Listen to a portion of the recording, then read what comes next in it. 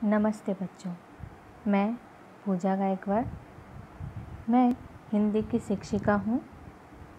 मेरे विद्यालय का नाम है अंजुमन इस्लाम अब्दुल अज़ीम खटखटे इंग्लिश सेकेंडरी स्कूल। बच्चों, आज हम अपनी हिंदी की पाठ्य पुस्तक से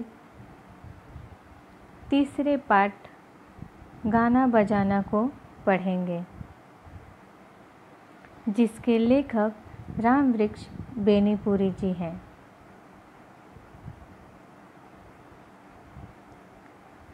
बच्चों, आइए पाठ का परिचय जानते हैं। प्रस्तुत निबंध में लेखक रामवृक्ष बेनीपुरी जी ने विविध देशों के वाद्यों एवं उनके बजाने के ढंग का वर्णन किया है। इनका मानना है कि गाने बजाने का शौक़ सभी देशों के निवासियों में होता है। बच्चों, इस पाठ में रामवृक्ष बेनीपुरी जी ने गाने बजाने के शौक़ के बारे में हमें बताया है कि सभी व्यक्तियों के अंदर गाने बजाने का शौक़ होता है। वैसे ही हर एक देश में अपना एक बाजा, अपना एक वाद्य मशहूर है। और वो कौन सा वाद्य मशहूर है, कौन सा वाद्य प्रसिद्ध है, ये हम आज इस पाठ के माध्यम से जानेंगे।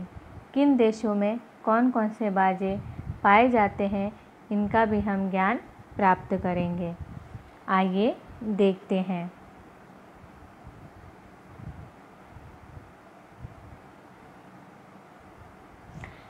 मैं पढ़ रही हूँ बच्चों, आप ध्यान से सुनिए। पी पी पू पू, कोई बच्चा बेतहाशा रो रहा है। चुप कराने की कितनी भी कोशिश आप कर रहे हैं, वह चुप नहीं होता। बस आप एक पीपू ही लेकर उसके नज़दीक बजा दीजिए। वह चुप शायद मुस्कुरा भी पड़े और उसे लेने के लिए जिद तो करेगा ही। बच्चों, यहाँ पर लेखक कहते हैं कि अगर कोई बच्चा, कोई छोटा बच्चा है, वो बहुत रो रहा है। बेतहाशा का मतलब है बच्चों कि वो बहुत ज़्यादा रो रहा है, असीमित रो रहा है, यानी उसके रोने की सीमा ही नहीं है, वो बहुत ज़्यादा रो रहा है। आप उसे कोई चीज़ दिखा देते हैं, आप उसे बाहर लेकर जाते हैं, उसे चुप कराने की बहुत कोशिश करते हैं, लेकिन वह चुप नहीं होता। बस आपको एक काम करना है कि आप एक कोई पिपुही, यानी बच्चों बाँसुरी, देखिए यहाँ पर है, अगर आप उसके सामने कोई बाँसुरी बजा देते हैं तो बच्चा चुप हो जाता है और शायद उस बाँसुरी की आवाज़ को सुनकर वह मुस्कुरा भी पड़े और लेने की जिद तो वो करेगा ही करेगा। बच्चों, हमारे घर में भी हमारे जो छोटे भाई बहन हैं, छोटे बच्चे, आप सभी ने देखा होगा कि अगर हम उनके सामने कोई बाजा बजा दे या फिर कोई पिपुही बाँसुरी बजा दे तो वो उसे लेने की जिद भी करने लगते हैं। तो वैसे ही कह रहे हैं लेखक कि बाजे में ऐसी करामत ही होती है कि वह जो है हमें, हमारे मन को बहलाने का काम करता है। बाजे में यह करामत है ही। लोगों का तो कहना है कि जिस समय मनुष्य जाति अपने बचपन में रही होगी, विद्या बुद्धि का आज जैसा विकास नहीं हुआ होगा। उस समय भी उसमें गाने बजाने का शौक़ ज़रूर हुआ होगा। गाने के ज़रिए हम अपने दिल के उच्च श्वास को प्रकट करते हैं। बाजा उस गाने को भड़कदार और दिलचस्प बना देता है। आज संसार के पिछड़े से पिछड़े देश में जाइए, आप वहाँ गाना बजाना ज़रूर पाएंगे। बच्चों, लेखक कहते हैं कि लोगों का तो यह मानना है, यानी कुछ लोग ऐसा मानते हैं कि जब उस समय मनुष्य जाति बचपन में रही होगी। इसका मतलब है बच्चों कि लेखक यह कहना चाहते हैं कि जब मनुष्य जाति का विकास नहीं हुआ था। मनुष्य जाति के सोचने समझने की शक्ति जो थी वह ज़्यादा उसका विकास नहीं हुआ था, उसकी बुद्धि विद्या का विकास नहीं हुआ था। जब वह आदि मानव की तरह जंगलों में रहा करते थे उस समय भी उन्हें गाने बजाने का शौक़ ज़रूर रहा होगा।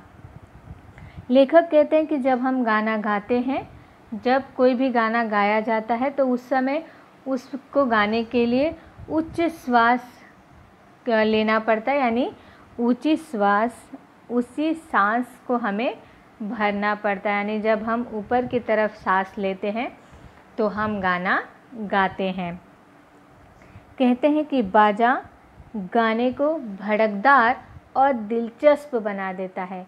बाजा यानी म्यूज़िक बच्चों, जो म्यूज़िक है वह गाने को भड़कदार और दिलचस्प बना देता है। यानी जब हम कोई गाना सुनते हैं तो हम कहते हैं कि इसमें म्यूज़िक अच्छा होना चाहिए। किसी भी गाने में अगर म्यूज़िक अच्छा है तो वह सुनने में बहुत अच्छा लगता है। इसलिए सबसे ज़्यादा ध्यान म्यूज़िक पर देना चाहिए, यानी गाने का म्यूज़िक क्या होना चाहिए, अच्छा होना चाहिए। और यही लेखक कह रहे हैं यहाँ पर कि जो म्यूज़िक है, जो बाजा है, जो इंस्ट्रूमेंट है, वाद्य है, वही गाने को दिलचस्प और भड़कदार बनाते हैं।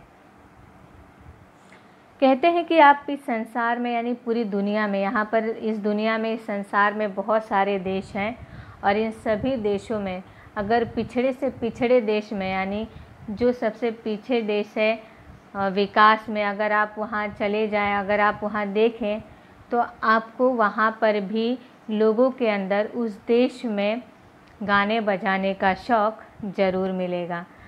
वैसे तो बच्चों सभी के अंदर गाने और बजाने का शौक़ होता है। किसी को गाना अच्छा लगता है, किसी को गाना सुनना अच्छा लगता है, किसी को इंस्ट्रूमेंट्स बजाने अच्छे लगते हैं, वाद्य बजाना अच्छा लगता है। तो इस तरह से गाने बजाने का शौक़ हर मनुष्य में, हर व्यक्ति में पाया जाता है।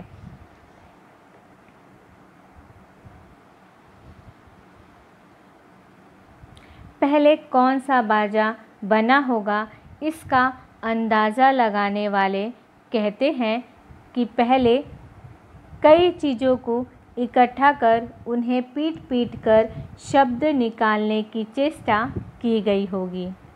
कहते हैं कि पहले कौन सा बाजा बना होगा। जब यह प्रश्न उपस्थित होता है तो अंदाज़ा लगाने वाले, जो अंदाज़ा लगाकर कहते हैं, वो कह रहे हैं कि अंदाज़ा लगाने वाले लोगों ने कहा कि पहले तो कुछ चीज़ें, कई चीज़ें इकट्ठा की गई होंगी, कई चीज़ें ली गई होंगी एक साथ और उस पर पीट कर कुछ स्वर निकालने का प्रयास किया गया होगा। चेष्टा का मतलब है बच्चों प्रयास, यानी चेष्टा की गई होगी, उनसे आवाज़ निकालने की, स्वर निकालने की चेष्टा की गई होगी, प्रयास किया गया होगा और इस तरह से बाजे बने होंगे। वह और कहते हैं आगे कि मरे हुए पशुओं के चमड़े को पोपले कद्दू पर मढ़कर ढोल और नरकट की गांठों को छेद कर उससे पिपुही बना ली गई होगी। अब ढोल,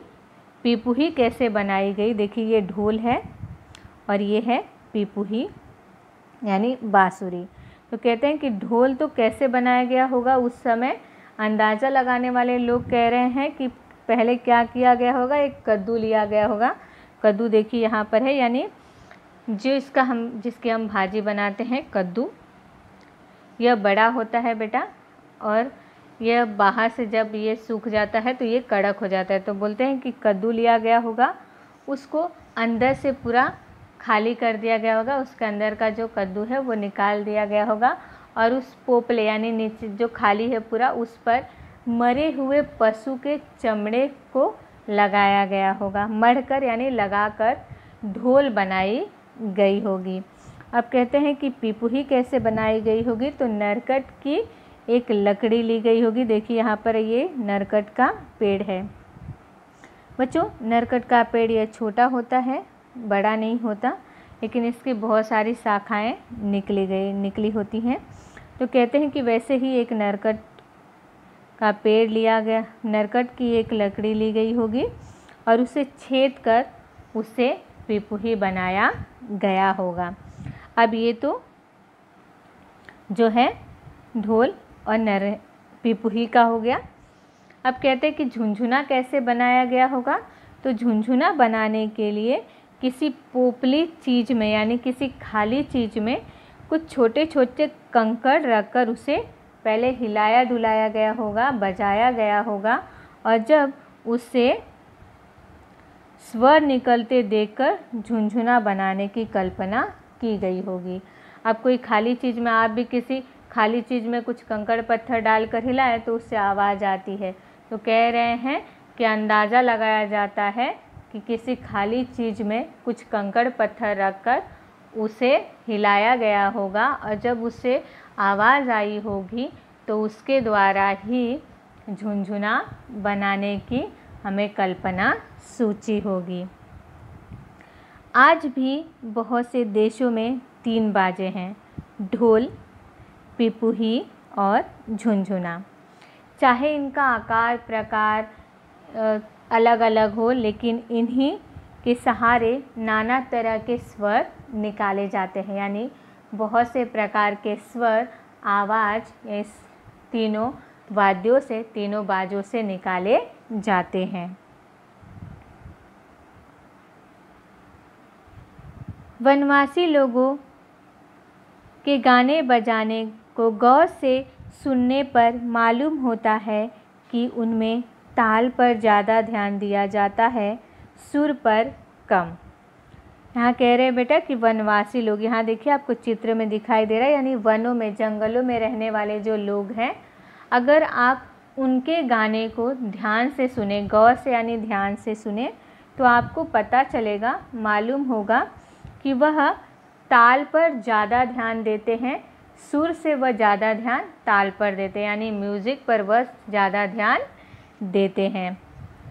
आजकल भी बच्चों देखिए, आज अगर आप कोई सॉन्ग, आपको जो कौन से सॉन्ग पसंद आते हैं, तो आज जो जिसमें म्यूज़िक बहुत अच्छा होता है, हाई होता है, वही गाने हमको क्या होते हैं, पसंद आते। तो आज हम भी क्या करने लगे हैं, सुर से ज़्यादा ताल पर ध्यान देने लगे हैं। तो कह रहे हैं कि अगर आप वनवासी लोग जो हैं, अगर उनके गाने को सुने तो आपको पता चलेगा कि वह सुर से ज़्यादा ताल पर ध्यान देते हैं, क्योंकि ताल ही, म्यूज़िक ही जो है गाने को भड़कदार और दिलचस्प बना देता है। अमेरिका के रेड इंडियनों को देखिए या अफ्रीका के हब्सी लोगों को, गाने बजाने में ताल की ही प्रमुखता आपको दिखाई देगी। वहाँ पर भी कहते हैं कि अगर आप अमेरिका के रेड इंडियंस या फिर अफ्रीका के हब्सी लोगों को भी अगर आप देख लें तो आपको वहाँ पर भी सुर से ज़्यादा वह ताल पर ही ध्यान देते हुए दिखाई देंगे।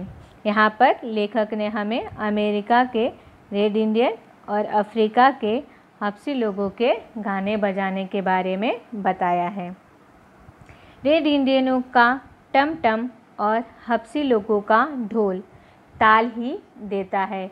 यह जो है बेटा टम टम और ढोल, यह वाद्य के नाम है, बाजों के नाम हैं, जो ज़्यादा म्यूज़िक ही देते हैं, ताल ही देते हैं, जिससे ताल ही आता है। हब्सी लोग तो ढोल बजाने में इतने उस्ताद हैं कि उन्हें ढोल की भाषा का इजाद कर लिया है। एक जगह कहीं ढोल बजा रहा है तो दूसरा मीलों की दूरी पर बैठा उस ढोल को सुनकर समझ लेता है कि वह क्या कह रहा है। यानी इन्होंने ढोल बजाने में वह इतने माहिर हैं, इतने उस्ताद हैं, यानी उन्होंने इतनी उसके बारे में रिसर्च कर रखी है, उस ढोल के बारे में, ढोल को कैसे बजाना है उसके बारे में उन्होंने इतनी रिसर्च कर रखी है बच्चों, कि अगर कोई व्यक्ति एक जगह बैठकर ढोल बजा रहा है और दूसरा व्यक्ति उससे मीलों दूर है और वह वहाँ पर मीलों दूर बैठकर उस ढोल की आवाज़ को सुनकर पता कर लेता है कि वह क्या कहना चाहता है। उन्होंने इतनी रिसर्च इस चीज़ पर कर ली है।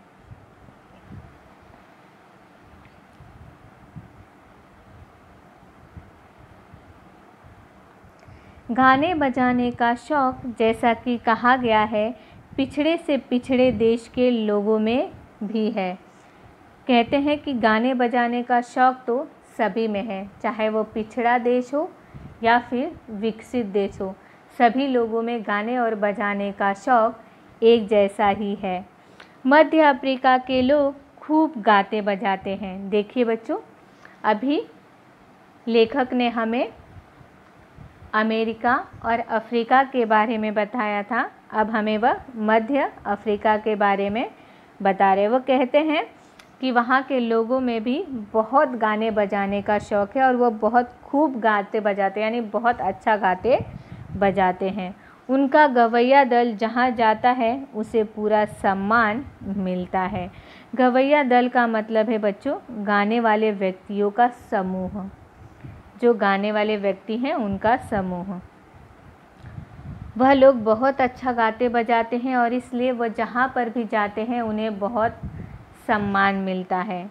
किंतु वहाँ के गवैयों पर एक आफत भी है, यानी एक मुसीबत भी है।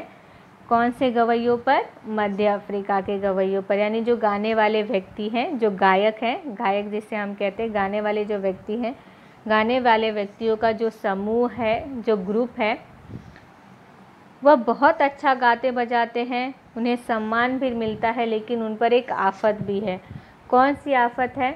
तो पहले जो है बेटा, जो सबसे अच्छा गाता बजाता था मध्य अफ्रीका में, राजा उसकी आंखें निकलवा लेता था ताकि वह गाने और बजाने वाले लोग अपना देश छोड़कर किसी और देश में न जा सके। यह उन पर मुसीबत भी रहती है।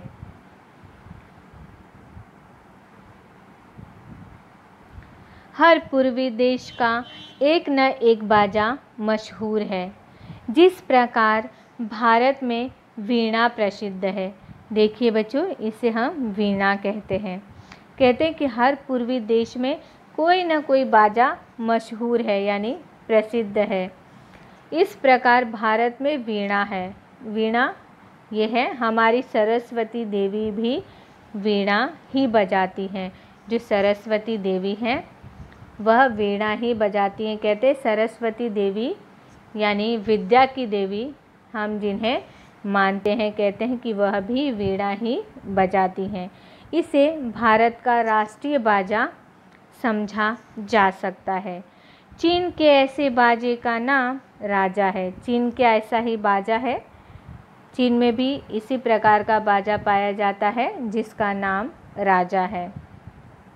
एक काठ का तख्ता लटका रहता है जिस पर 16 पत्थर के टुकड़े 2 पंक्तियों में सजाए रहते हैं, जिन पर एक काठ की मुंगरी से हल्के हल्के मारकर नाना तरह के स्वर निकाले जाते हैं। कहते हैं कि वहाँ पर यह बाजा ऐसा है कि एक काठ की तख्ता जो है लगाया होता है, यानी लकड़ी का एक चौड़ा सा पट्टा जो होता है, देखिए यहाँ पर ऐसे दिखाई दे रहा है आपको, वैसा होता है, लटका होता है, और उस पर दोनों तरफ से जो है 16 पत्थर लगाए जाते हैं और उस पर एक काठ की मुंगरी यानी लकड़ी से उस पर इस देखिए ऐसी मुंगरी बोल रहे हैं जिसको, यानी लाठी जो लकड़ी की होती है उससे मारकर अलग अलग तरह के स्वर उससे निकाले जाते हैं।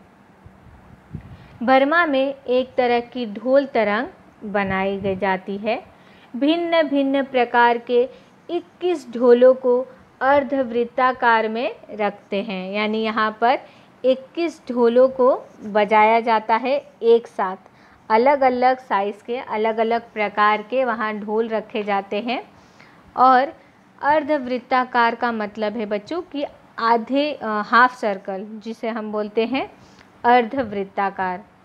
एक गोल में, आधे गोल हाफ सर्कल में 21 प्रकार के ढोल रखे जाते हैं और उसे बजाने वाला जो व्यक्ति है या तो उसके बीच में खड़ा होकर या फिर उसके बीच में बैठकर वह सभी ढोलों को बजाता है और एक तरंग, स्वर तरंग निकालता है। जापानी लोग बांस के पोपले टुकड़ों को क्रम से रखकर उन्हें पीटकर एक प्रकार की दिलचस्प स्वर तरंग निकालते हैं जिसे एगलोंग कहते हैं। बच्चों, जो जापानी लोग हैं, जापान में बांस बहुत ज़्यादा पाया जाता है, आपको मालूम होगा। बांस के वहाँ पर घर भी बनाए जाते हैं। तो कहते हैं कि बांस यानी जो नरकट मैंने आपको दिखाया वैसा ही होता है, पतला होता है, उतना पतला नहीं लेकिन पतला होता है और बहुत लंबा होता है। कहते हैं उससे, और अंदर वो पोपला होता है, खाली होता है। कहते हैं कि उससे उसके टुकड़े कर कर वह रखते हैं और उससे किसी चीज़ से उस पर मार कर उससे वह स्वर निकालते हैं, जिसे आवाज़ निकालते हैं, जिसे वह एगलोंग कहते हैं। जापान में भारत के समान तार के सहयोग से बने बाजे की भी बड़ी कद्र है। जापान में जैसे भारत में जो तार के सहयोग से बने जो बाजे हैं, वाद्य हैं, उनकी तरह जो वहाँ पर बाजे हैं जापान में, वह उनकी बहुत कद्र करते हैं। जैसे सितार, सारंगी, वीणा जैसे बहुत से तार वाले बाजे वहाँ हैं। जैसे यहाँ देखिए सितार, सारंगी, वीणा जो है वो तार वाले बाजे जापान में भी पाए जाते हैं।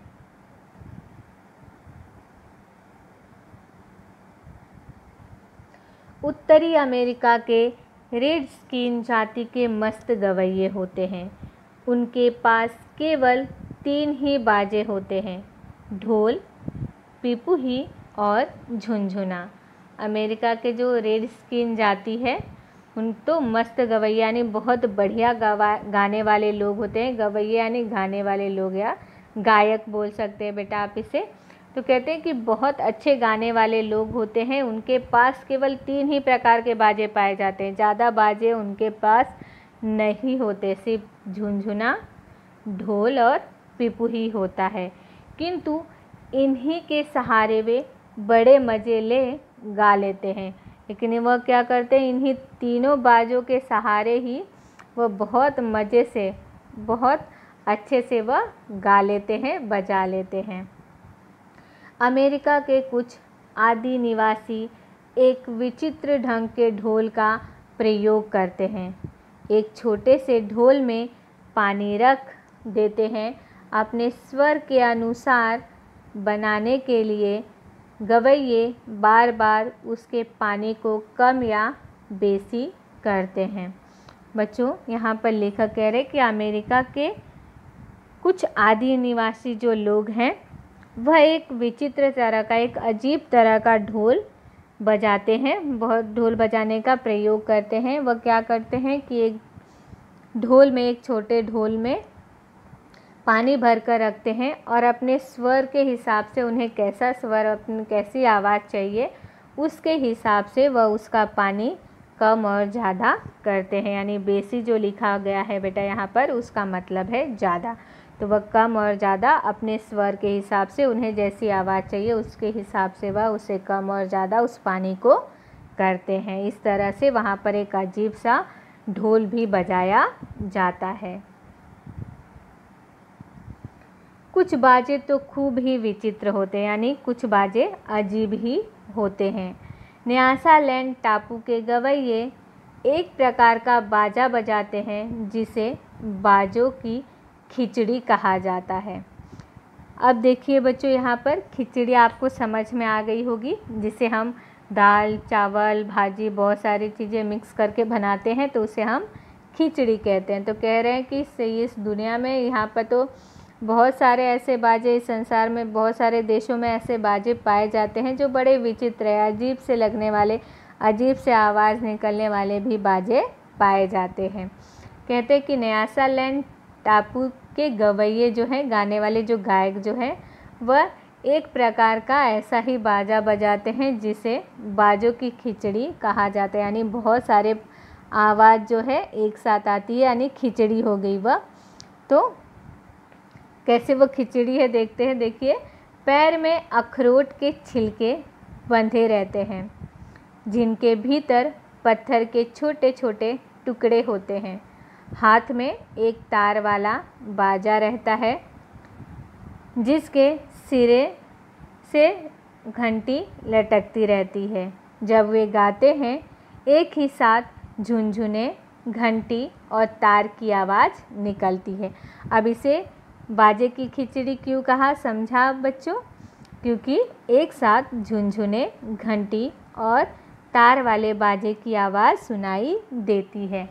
यह कैसे बजाते हैं? तो जैसे हम पैरों में देखिए पायल वगैरह पहनते तो उसकी आवाज़ आती है, वैसे ही वो क्या करते हैं, वह गवैये यानी गायक अपने पैरों में अखरोट के छिलके पहनते हैं और उसमें छोटे छोटे कंकड़ बंधे हुए होते हैं अखरोट के छिलके के साथ।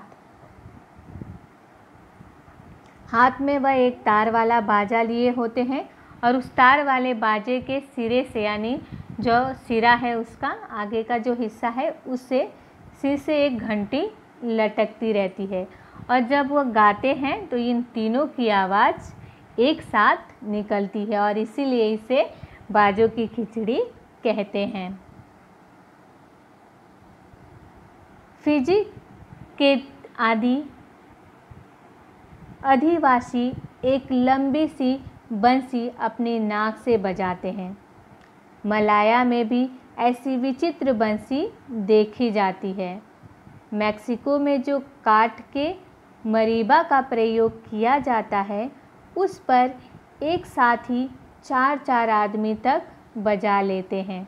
ये सारे विचित्र बाजे हैं बच्चों। देखिए, हमारे देश में भी सिंघा भी दूसरे देशवासियों के लिए कुछ कम आश्चर्यजनक बाजा नहीं है। ये देखिए, आपको यहाँ पर दिखाई दे रहा है, ये महाराष्ट्रीयन बाजा है बच्चों।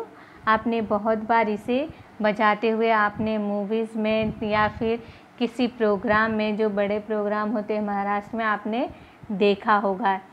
तो सिंघा जो है यह महाराष्ट्र का बहुत ही पॉपुलर वाद्य है, बाजा है, जो महाराजा जो शिवाजी महाराज जो थे, छत्रपति शिवाजी महाराज, उनके दरबार में इसे बजाया जाता था। तो ये भी कहते हैं कि जो है यह बाजा जो है यह भी दूसरे देशों के लिए कम विचित्र बाजा नहीं है, यह भी बहुत विचित्र बाजा ही दिखाई देता है। यह इस प्रकार है बच्चों, इसे ऊपर की तरफ पकड़कर बजाया जाता है जो, और इस पाठ के द्वारा हमने बहुत सारे देशों में कौन कौन से बाजे मशहूर हैं, कौन से बाजे को किस तरह से बजाया जाता है, इसके बारे में हमने जानकारी प्राप्त की। गाना बजाना यह सभी को पसंद है, हमारे स्वभाव में ही गाना बजाना होता है। आशा है बच्चों आप सभी को यह पाठ अच्छे से समझ में आया है।